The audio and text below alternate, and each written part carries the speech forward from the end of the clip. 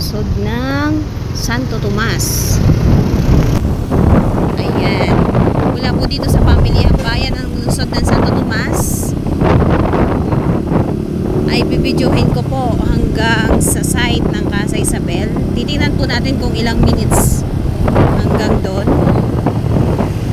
Ayan, marami po dito establishments na ang sa Santo Tomas ay isa na din sa progressive.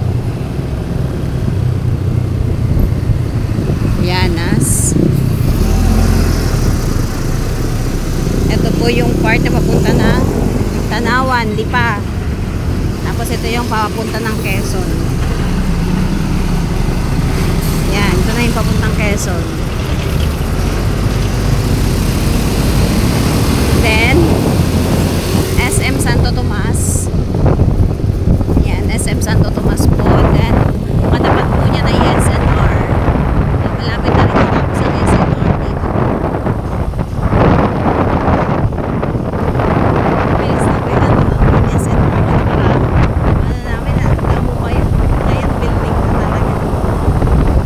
Ayan, makikita niyo po yung building na yan na ginagawa. Yan po ay hospital. Hospital po yan. Tapos meron din po kami ditong project na ino-offer. Minsan nagkakaroon ng reopen yan. San Bartolome, oh, malapit lang, kalapit lang ng SM ang ano. Ang way papunta ng San Bartolome. Yan po, hospital po yan.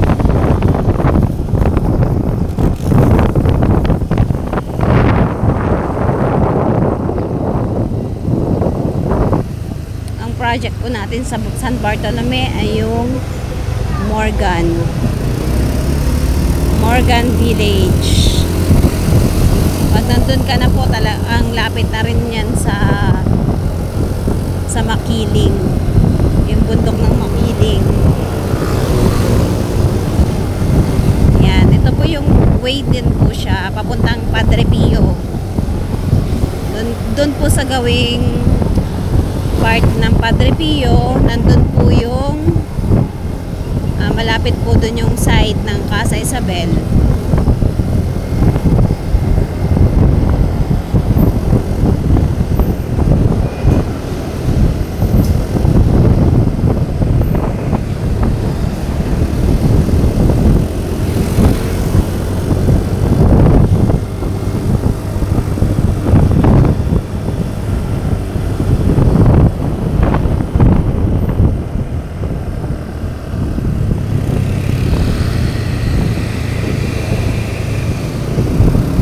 Santo Tomas po ay mas nakilala siya dahil dun sa Padre Pio Shrine.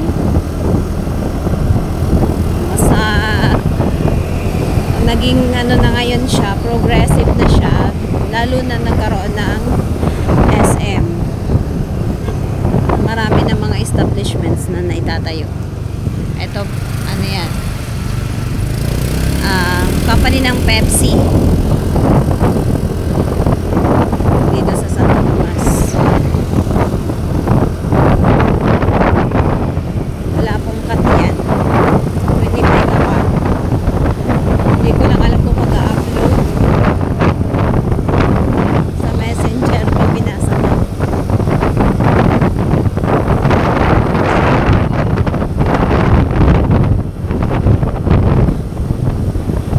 May nakikita po kayong McDo. Yan, may daan din po dyan. Ang labas nyo na ay Tanawan Water District. Tapos Amelia, All Home Supermarket, mga gamit ng bahay, pwede kayo dyang mamili sa All Home. Malapit na po tayo. Yan, itong way po yan, pag dumaan ka po dyan, ang labas nyo na po, Water District na po ng Tanawan na. So kung papunta kayo ng Lipa, pwede kayo dyan dumaan. Hindi na kayo dadaan dun sa may Santo Tomas proper.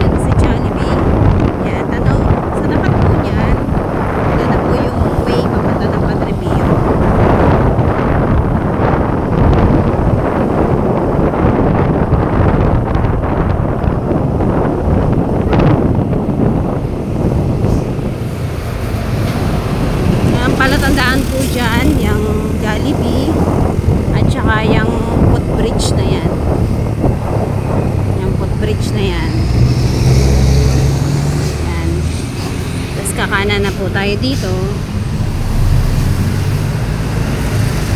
Jollibee, tapos dito sa tapat ng Jollibee, kakanan na.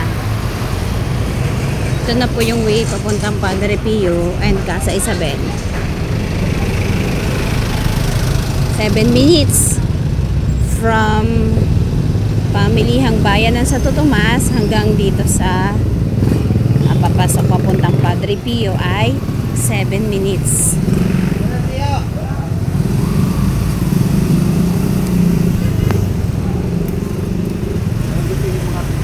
Dito po sa papasok na to, ang dami na rin po dito mga tinda.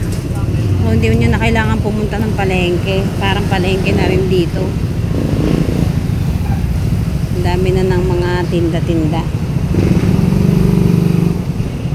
Mga bilihan ng isda, bilihan ng karne, lotohan, ayan.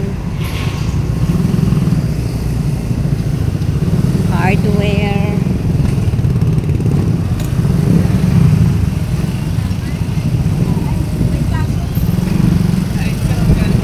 Palengke na din po dito. Hindi nyo na kailangan pumunta pa ng palengke.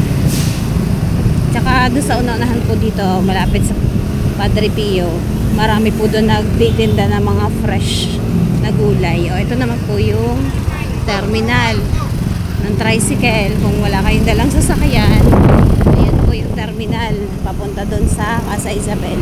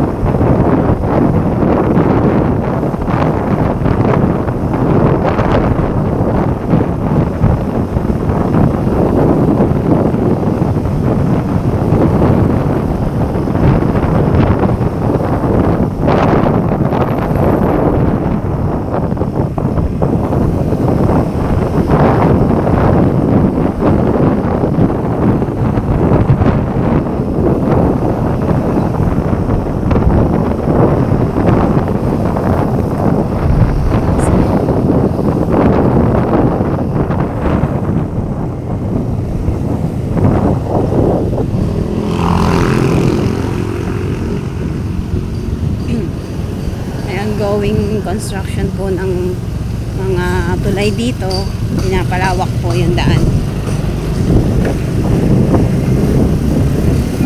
Yan o, mga fresh po ang andito prutas kasi may mga sariling tanim po dito. Lalo na sa umaga, makikita kami mga pako, guyabano. Yan, ito po yung way papuntang Quilinbes. Yan yung sinasabi ko sa inyo. Ang labas po niyan ay tanawan na Walter Mart. Ito naman po yung unang entrance ng Padre Pio. Ito po yung unang entrance.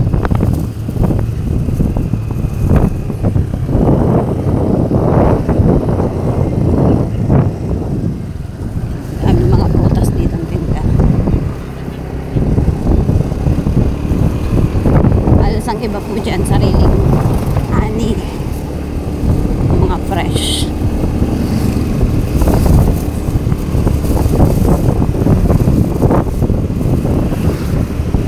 Tapos dito naman po yung pinaka main entrance niya talaga. Yan, ang diretso na po niyan ay sa parking entrance ng Padre Pio. Then from Padre Pio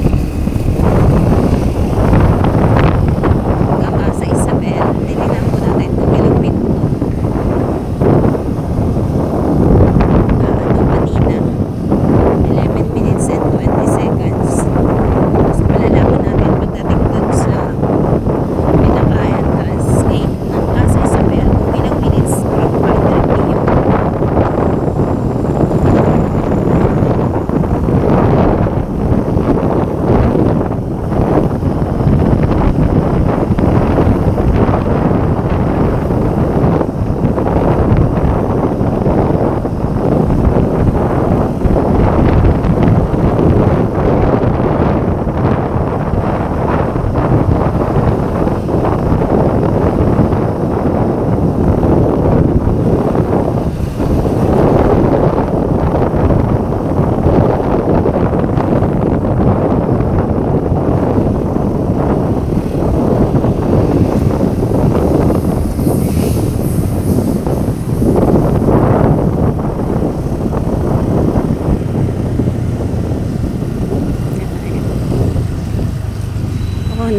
kulang 2 minutes lang po. Nandito na po tayo sa site. Ayan. Welcome to Casa Isabel. 11 minutes, ay 2 minutes lang. Wala pa. Wala pa pong 2 minutes. Nandito na tayo sa site. Ayan na po yung site ng Casa Isabel. Marami na rin po nakatira dito.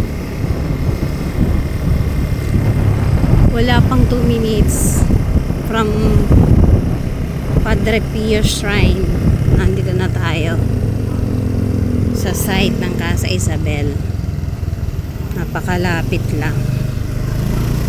At nasa 13 minutes simula sa pamilihang bayan na Santo Tomas. Yan.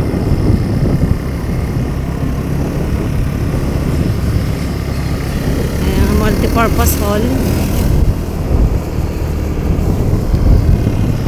Yan. Dito na po tayo sa